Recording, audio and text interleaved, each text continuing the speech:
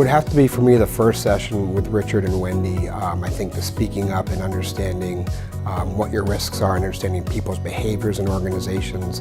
At the end of the day, when we're talking about compliance, we're talking about people. And when you understand people and give them the power to speak up and say something, I think is incredibly important. It's not being done enough. And hearing Richard's story about the other side of bribery and who pays the bribes and how he gets around compliance and how he gets around internal controls, that's really powerful stuff, so people can be measured and understand this is a real issue with real people, and how do we fix those problems. And I think Richard did a great job.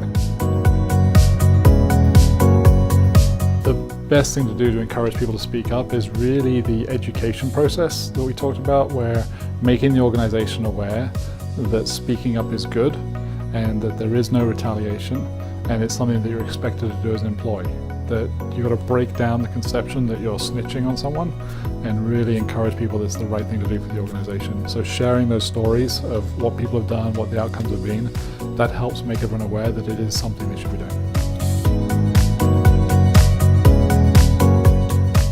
I've made loads of new friends and collaborators and advocates for the work that I do. And I think this forum, this event, has given me the opportunity to engage with those people, for them to hear my story. And so I have a whole host of business cards that I'll be taking home with me, and I hope that I'll be able to contact them in the future and help them with their business planning.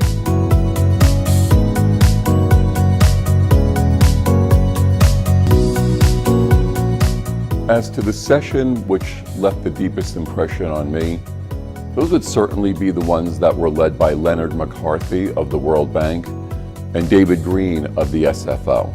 I mean, these are people that I've been reading about for years. As a matter of fact, I did an event with the World Bank.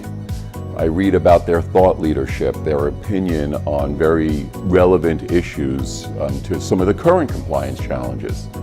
But now to meet them in person and to hear firsthand their thought leadership and what their own reflections are on some of the current challenges in this field of anti-corruption and anti-bribery, well, that's not something I'm easily going to forget.